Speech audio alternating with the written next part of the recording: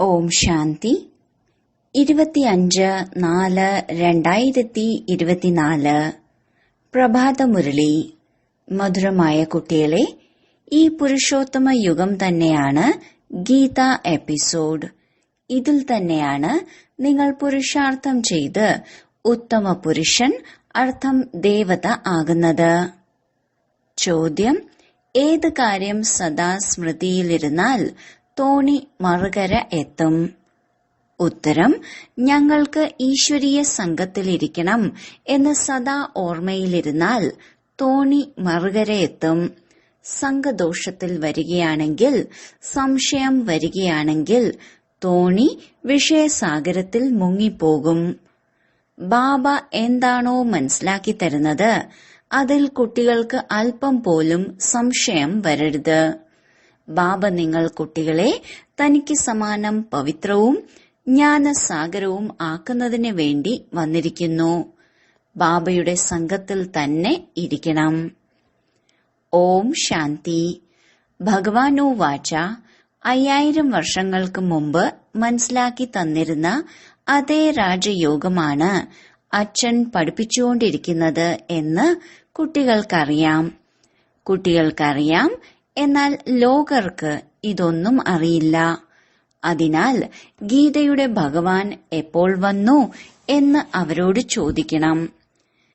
ഞാൻ രാജയോഗം പഠിപ്പിച്ച് നിങ്ങളെ രാജാക്കന്മാരുടെയും രാജാവാക്കും എന്ന് ഭഗവാൻ പറഞ്ഞ ആ ഗീതയുടെ ഭാഗം എപ്പോൾ ഉണ്ടായി? ഇതും ചോദിക്കണം. ഈ കാര്യം ആർക്കും അറിയില്ല. നിങ്ങളിപ്പോൾ പ്രായോഗികമായി കേട്ടുകൊണ്ടിരിക്കുന്നു. കലിയുഗ അന്ത്യത്തിനും സത്യയുഗ ആരംഭത്തിനും ഇടയിൽ ഗീതയുടെ പാർട്ടുണ്ടാകുക തന്നെ വേണം. ആദി സനാതന ദേവീ ദേവതാ ധർമ്മം സ്ഥാപിക്കുന്നുണ്ടെങ്കിൽ തീർച്ചയായും സംഗമത്തിൽ തന്നെയാണ് വരിക. തീർച്ചയായും ഇത് പുരുഷോത്തമ സംഗമയുഗമാണ്. പുരുഷോത്തമ സംഗമയുഗം എന്ന് പാടാറുണ്ടെങ്കിലും പാവങ്ങൾക്കറിയില്ല. നിങ്ങൾ മധുരമധുരമായ കുട്ടികൾക്കറിയാം, ഉത്തമ പുരുഷനാക്കുന്നതിന് വേണ്ടി, അതായത് മനുഷ്യരെ ദേവതകളാക്കുന്നതിന് വേണ്ടി ബാബ വന്ന് പഠിപ്പിക്കുന്നു എന്ന്. മനുഷ്യരിൽ ഉത്തമ പുരുഷൻ ഈ ദേവതമാരാണ്, അതായത് ലക്ഷ്മി നാരായണൻ. മനുഷ്യരെ ദേവതകളാക്കുന്നത് ഈ സംഗമയുഗത്തിലാണ്. ദേവതകൾ തീർച്ചയായും സത്യയുഗത്തിലാണ് ഉണ്ടാകുന്നത്. ബാക്കി എല്ലാവരും കലിയുഗത്തിലാണ്. നിങ്ങൾ കുട്ടികൾക്കറിയാം, ഞങ്ങൾ സംഗമയുഗി ബ്രാഹ്മണനാണ് എന്ന്. ഇത് വളരെ ഉറപ്പായി ഓർമ്മിക്കണം. അല്ലെങ്കിലും സ്വന്തം കുലം ഒരിക്കലും മറക്കാറില്ല. എന്നാൽ ഇവിടെ മായ മറവിപ്പിക്കുന്നു. നമ്മൾ ബ്രാഹ്മണ കുലത്തിൽ നിന്ന് പിന്നീട് ദേവതാ കുലത്തിലേതാകുന്നു. ഇത് ഓർമ്മിക്കുകയാണെങ്കിൽ വളരെ സന്തോഷം തോന്നും. നിങ്ങൾ രാജയോഗമാണ് പഠിക്കുന്നത്. ഇപ്പോൾ ഭഗവാൻ വീണ്ടും ഗീതയുടെ ജ്ഞാനം കേൾപ്പിച്ചുകൊണ്ടിരിക്കുന്നു. ഭാരതത്തിന്റെ പ്രാചീന രാജയോഗവും പഠിപ്പിക്കുന്നു എന്ന് മനസ്സിലാക്കുന്നു. ഞങ്ങൾ മനുഷ്യനിൽ നിന്ന് ദേവത ആകുന്നു. ബാബ പറഞ്ഞിട്ടുണ്ട്, കാമം മഹാശത്രുവാണ്. ഇതിൽ ജയിക്കുന്നതിലൂടെ നിങ്ങൾ ജഗത് ജീത്ത് ആകുന്നു. പവിത്രതയുടെ കാര്യത്തിൽ എത്ര തർക്കങ്ങൾ നടക്കുന്നു. മനുഷ്യർക്ക് വികാരങ്ങൾ ഒരു ഖജനാവ് പോലെയാണ്. ലൗകിക അച്ഛനിൽ നിന്ന് ഈ സമ്പത്ത് ലഭിക്കുന്നു.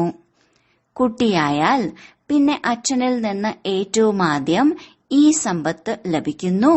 വിവാഹവും മറ്റും ചെയ്യിക്കുന്നു. പരിധിയില്ലാത്ത അച്ഛൻ പറയുന്നു, കുട്ടികളെ, കാമം മഹാശത്രുവാണ്. അതിനാൽ തീർച്ചയായും കാമത്തിനെ ജയിക്കുന്നതിലൂടെ തന്നെയാണ് ജഗത് ജീത്ത് ആകുന്നത്. ബാബ തീർച്ചയായും സംഗമത്തിൽ തന്നെയാണ് വരുന്നത്. മഹത്തായ മഹാഭാരത യുദ്ധവും ഉണ്ടാകും. നമ്മളും തീർച്ചയായും ഇവിടെ ഉണ്ടാകും. എല്ലാവരും പെട്ടെന്ന് കാമത്തെ ജയിക്കുകയൊന്നും ഇല്ല. ഓരോ കാര്യത്തിലും സമയമെടുക്കും. ബാബ, ഞങ്ങൾ വിഷയവൈതരണി നദിയിൽ വീണുപോയി എന്നതാണ് മുഖ്യമായും കുട്ടികൾ എഴുതുന്ന കാര്യം. അതിനാൽ തീർച്ചയായും ചില നിയമങ്ങളുണ്ട്. ബാബയുടെ ആജ്ഞയാണ്, കാമത്തെ ജയിക്കുന്നതിലൂടെ നിങ്ങൾ ജഗത് ജീത്തായി തീരും. ജഗത് ജീത്തായി പിന്നീട് വികാരത്തിൽ പോകും എന്നുമല്ല. ഈ ലക്ഷ്മി നാരായണനാണ് ജഗത് ജീത്. ഇവരെയാണ് സമ്പൂർണ്ണ നിർവികാരി എന്ന് പറയുന്നത്. ദേവതമാരെ എല്ലാവരെയും നിർവികാരി എന്ന് പറയുന്നു. അതിനെ നിങ്ങൾ രാമരാജ്യം എന്ന് പറയുന്നു.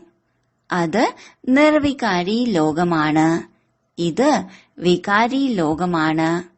അപവിത്ര ഗൃഹസ്ഥ ആശ്രമം. നിങ്ങൾ പവിത്ര ഗൃഹസ്ഥ ആശ്രമത്തിലായിരുന്നു എന്ന് ബാബ മനസ്സിലാക്കി തന്നിട്ടുണ്ട്. ഇപ്പോൾ 84 ജന്മമെടുത്തെടുത്ത് അപവിത്രമായി. 84 ജന്മത്തിന്റെ കഥ തന്നെയാണിത്. പുതിയ ലോകം തീർച്ചയായും ഇങ്ങനെ നിർവികാരി ലോകമാകണം. പവിത്രതയുടെ സാഗരനായ ഭഗവാനാണ് സ്ഥാപന ചെയ്യുന്നത്. വീണ്ടും തീർച്ചയായും രാമരാജ്യം വരണം. പേര് തന്നെ രാമരാജ്യം, രാവണരാജ്യം എന്നാണ്. രാവണരാജ്യം എന്നാൽ ആസുരീയ രാജ്യം. ഇപ്പോൾ നിങ്ങൾ ആസുരീയ ലോകത്താണ് ഇരിക്കുന്നത്. ഈ ലക്ഷ്മി നാരായണൻ ദൈവിക രാജ്യത്തിന്റെ അടയാളമാണ്. നിങ്ങൾ കുട്ടികൾ പ്രഭാതത്തിൽ പ്രദക്ഷിണം നടത്താറുണ്ട്. അതിരാവിലെയുള്ള സമയമാണ് പ്രഭാതം. ആ സമയം ആളുകൾ ഉറക്കത്തിലായിരിക്കും. അതിനാൽ വൈകി ഉണരുന്നു. സെന്ററുകൾ ഉള്ളയിടത്തെ പ്രദർശിനിയും നന്നായി നടത്താനാകൂ. കാമം മഹാശത്രുവാണ്. അതിനെ ജയിക്കുന്നതിലൂടെ ജഗത് ജീത്തായി തീരും എന്ന് എവിടെ പോയാലും മനസ്സിലാക്കി കൊടുക്കൂ. ട്രാൻസ്ലൈറ്റുള്ള ലക്ഷ്മി നാരായണന്റെ ചിത്രം തീർച്ചയായും കൂടെ വെക്കണം. അതൊരിക്കലും മറക്കരുത്. ഒന്ന് ഈ ചിത്രവും പിന്നെ പടികളും. ട്രക്കുകളിൽ ദേവിമാരുടെ മൂർത്തികൾ കൊണ്ടുപോകുന്നത് പോലെ നിങ്ങൾ ഈ 2-3 ചിത്രങ്ങൾ ഒരുമിച്ച് ട്രക്കിൽ വെച്ച് അതിൽ മുഖ്യമായ ചിത്രങ്ങൾ കാണിക്കുകയാണെങ്കിൽ നന്നായിരിക്കും. ദിനം പ്രതിദിനം ചിത്രങ്ങളുടെ വൃദ്ധിയുണ്ടാകും. നിങ്ങളുടെ ജ്ഞാനം വൃദ്ധി പ്രാപിക്കും. കുട്ടികളുടെ വൃദ്ധിയും ഉണ്ടാകും. അതിൽ ദരിദ്രരും സമ്പന്നരും എല്ലാവരും വരും. ശിവബാബയുടെ ഭണ്ഡാരി നിറയുന്നു. ആരാണോ ഭണ്ഡാരി നിറയ്ക്കുന്നത് അവർക്ക് അവിടെ പകരം പ്രതിഫലം ലഭിക്കുന്നു. അപ്പോൾ ബാബ പറയുന്നു, മധുരമധുരമായ കുട്ടികളെ, നിങ്ങൾ 21 ജന്മത്തേക്ക് കോടി കോടി മടങ്ങ് ഭാഗ്യശാലികളാകുന്നവരാണ്. നിങ്ങൾ 21 ജന്മം ലോകത്തിന്റെ അധികാരിയായി തീരും എന്ന് ബാബ സ്വയം പറയുന്നു. ബാബ പറയുന്നു, കുട്ടികളെ, ഞാൻ സ്വയം നേരിട്ട് വന്നിരിക്കുകയാണ്.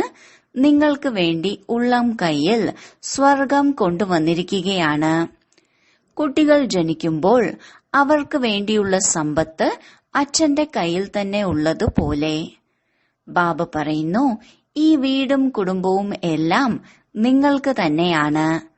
പരിധിയില്ലാത്ത അച്ഛൻ പറയുന്നു, നിങ്ങൾ എന്റേതാകുമ്പോൾ സ്വർഗത്തിന്റെ ചക്രവർത്തി പദവി നിങ്ങൾക്കുള്ളതാണ് 21 ജന്മത്തേക്ക്.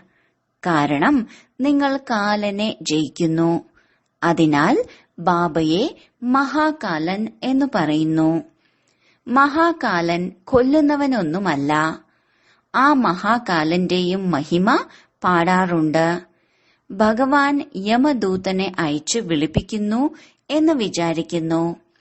ഇങ്ങനെ ഒരു സംഭവവും ഇല്ല. ഇതെല്ലാം ഭക്തിമാർഗത്തിലെ കാര്യങ്ങളാണ്. ബാബ പറയുന്നു, ഞാൻ കാലന്റെയും കാലനാണ്. വനവാസികൾ മഹാകാലനെയും വളരെ മാനിക്കുന്നു. മഹാകാലന്റെ ക്ഷേത്രവും ഉണ്ട്, കൊടികളും വെക്കുന്നു. ബാബ ഇരുന്ന് കുട്ടികൾക്ക് മനസ്സിലാക്കി തരുന്നു. ശരിയായ കാര്യങ്ങളാണ് മനസ്സിലാക്കി തരുന്നത്. ബാബയെ ഓർമ്മിക്കുന്നതിലൂടെ തന്നെയാണ് ജന്മജന്മാന്തരങ്ങളിലെ വികർമ്മം ഭസ്മമാകുന്നത്. അതിനാൽ അതിന്റെ പ്രചരണം ചെയ്യണം. കുംഭമേളകളും മറ്റും വളരെ നടത്തുന്നു. സ്നാനം ചെയ്യുന്നതിനു പോലും വളരെ മഹത്വം നൽകുന്നു. ഇപ്പോൾ നിങ്ങൾ കുട്ടികൾക്ക് ഈ ജ്ഞാനാമൃതം 5000 വർഷത്തിനു ശേഷം ലഭിക്കുന്നു. വാസ്തവത്തിൽ ഇതിന് അമൃത് എന്നു പേരില്ല. ഇത് പഠിത്തമാണ്. ഇവയെല്ലാം ഭക്തിമാർഗത്തിലെ പേരുകളാണ്. അമൃത് എന്ന പേര് കേട്ട് ചിത്രങ്ങളിൽ വെള്ളം കാണിച്ചിരിക്കുന്നു. ബാബ പറയുന്നു, ഞാൻ നിങ്ങളെ രാജയോഗം പഠിപ്പിക്കുന്നു. പഠിത്തത്തിലൂടെ തന്നെയാണ് ഉയർന്ന പദവി നേടുന്നത്. അതും ഞാൻ പഠിപ്പിക്കുന്നു. ഭഗവാന് ഇങ്ങനെ അലങ്കരിച്ച രൂപമൊന്നുമില്ല. ഇത് ബാബ ഇദ്ദേഹത്തിൽ വന്ന് പഠിപ്പിക്കുന്നു. പഠിപ്പിച്ച് ആത്മാക്കളെ തനിക്ക് സമാനമാക്കുന്നു. ഒരിക്കലും ലക്ഷ്മി നാരായണൻ ആരെയും തനിക്ക് സമാനമാക്കുന്നില്ല. ആത്മാവ് പഠിക്കുന്നു, ആത്മാക്കളെ തനിക്ക് സമാനം ജ്ഞാനസാഗരമാക്കുന്നു. എന്നാൽ ഭഗവാനും ഭഗവതിയും ആക്കുന്നില്ല. അവർ കൃഷ്ണനെ കാണിക്കുന്നു. കൃഷ്ണൻ എങ്ങനെയാണ് പഠിപ്പിക്കുക? സത്യയുഗത്തിൽ പതീതമായവർ ആരും തന്നെ ഉണ്ടാകില്ല. കൃഷ്ണൻ സത്യയുഗത്തിലാണ് ജീവിച്ചിരുന്നത്. പിന്നീട് ഒരിക്കലും നിങ്ങൾ കൃഷ്ണനെ കാണുന്നില്ല. ഡ്രാമയിൽ ഓരോരുത്തരുടെയും പുനർജന്മത്തിന്റെ ചിത്രവും തികച്ചും വേറിട്ടതാണ്. ഇത് അത്ഭുതകരമായ ഡ്രാമയാണ്. ഉണ്ടായതും ഉണ്ടാക്കപ്പെട്ടതും. ബാബ പറയുന്നു, നിങ്ങൾ ഇതേ രൂപത്തിൽ ഇതേ വസ്ത്രങ്ങളിൽ കൽപ്പകൽപ്പം നിങ്ങൾ തന്നെയാണ് പഠിക്കുന്നത്. അതേപോലെ ആവർത്തിക്കുകയല്ലേ? ആത്മാവ് ഒരു ശരീരം ഉപേക്ഷിച്ച് വീണ്ടും കൽപ്പം മുമ്പ് എടുത്ത അതേ ശരീരം എടുക്കുന്നു. ഡ്രാമയിൽ യാതൊരു വ്യത്യാസവും ഉണ്ടാകുന്നില്ല. അത് പരിധിയുള്ള കാര്യങ്ങളാണ്. ഇത് പരിധിയില്ലാത്ത കാര്യങ്ങളാണ്. ഇത് പരിധിയില്ലാത്ത അച്ഛനല്ലാതെ മറ്റാർക്കും മനസ്സിലാക്കി തരാൻ സാധിക്കില്ല. ഇതിൽ യാതൊരു സംശയവും ഉണ്ടാകുന്നില്ല. നിശ്ചയബുദ്ധിയാണെങ്കിലും ചിലർക്ക് എന്തെങ്കിലും സംശയം വരുന്നു, കൂട്ടുകെട്ടിൽ പെടുന്നു. ഈശ്വരീയ സംഘത്തിലൂടെ നടക്കുകയാണെങ്കിൽ മറുകര എത്തും. ഉപേക്ഷിക്കുകയാണെങ്കിൽ വിഷയസാഗരത്തിൽ മുങ്ങിപ്പോകും. ഒരു ഭാഗത്ത് ക്ഷീരസാഗരം, അതായത് ജ്ഞാനാമൃതം, മറുഭാഗത്ത് വിഷയസാഗരം എന്നും പറയാറുണ്ട്. ബാബ ജ്ഞാനസാഗരമാണ്. ബാബയ്ക്ക് മഹിമയുമുണ്ട്.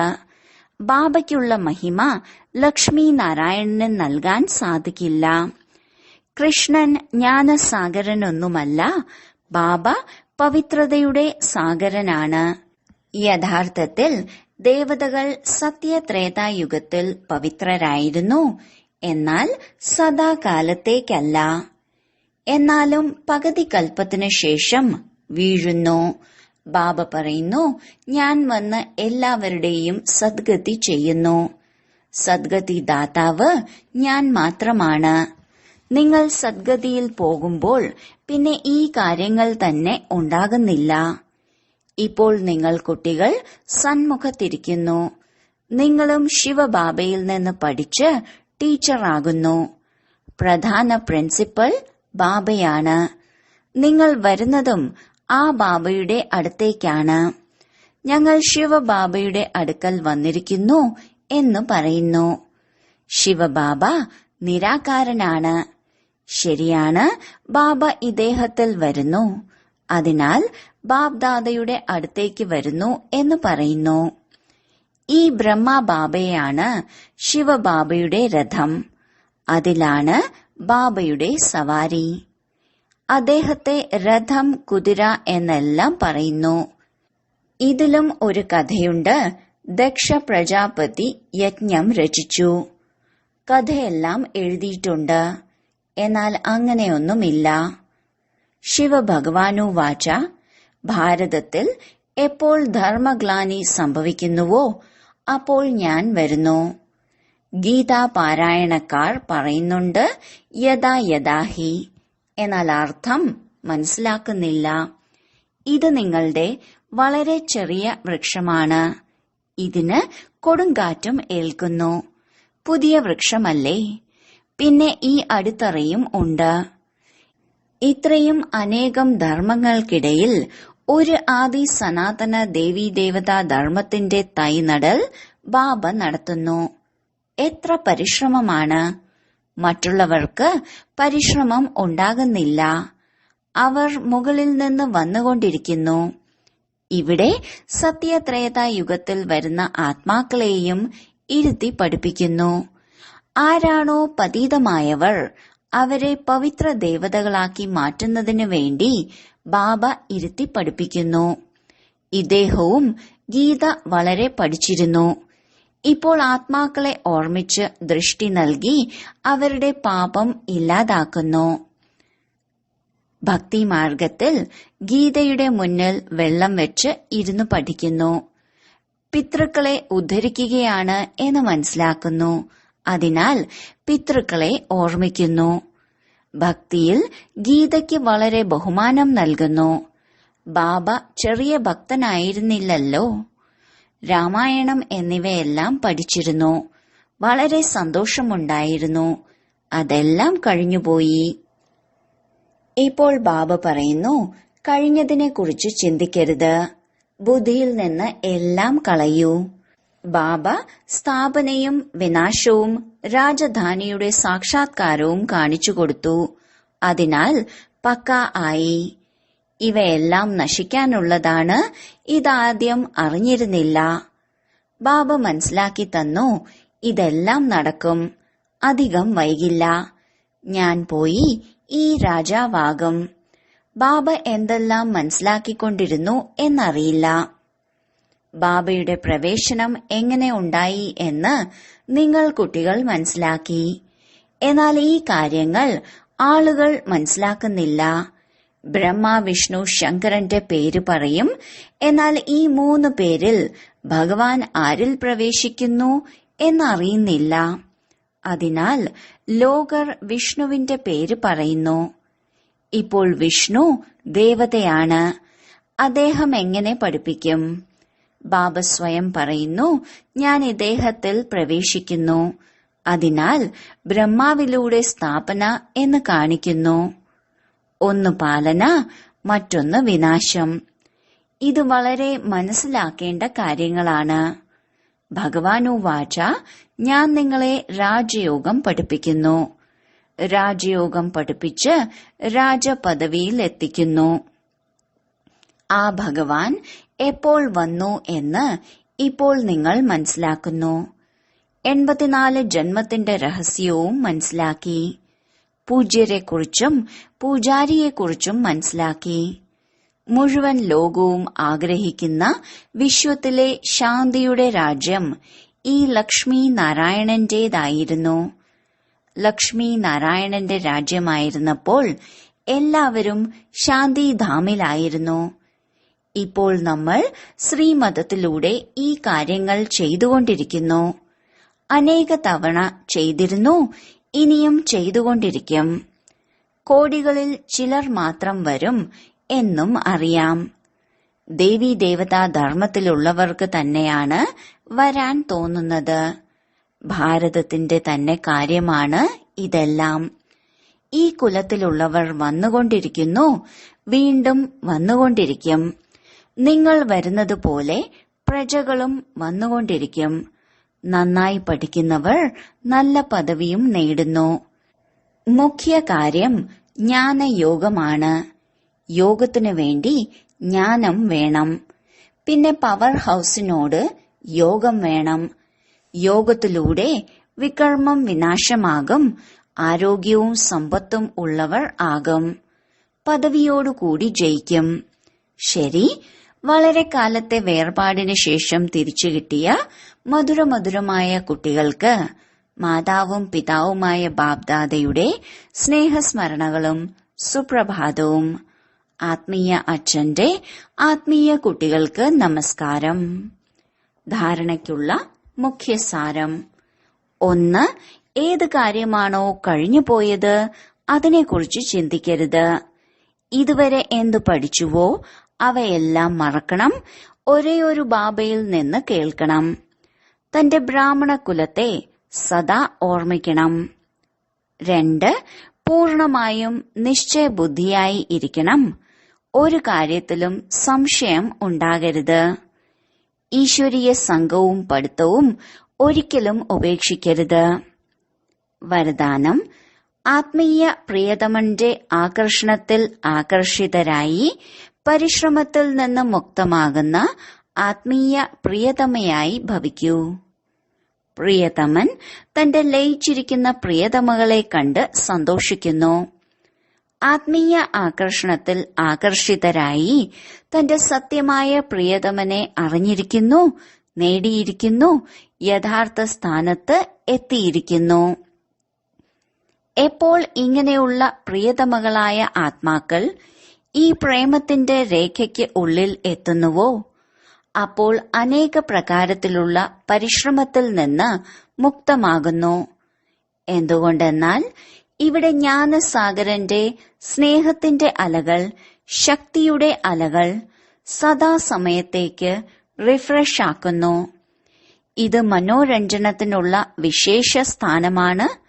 കൂടിക്കാഴ്ചയ്ക്കുള്ള സ്ഥാനം താങ്കൾ പ്രിയതമകൾക്കായി പ്രിയതമൻ നിർമ്മിച്ചിട്ടുള്ളതാണ്. സ്ലോഗൻ: ഏകാന്തവാസി ആകുന്നതിനോടൊപ്പമൊപ്പം ഏകനാമിയും എക്കോണമിയും ഉള്ളവരാകൂ. ഓം ശാന്തി.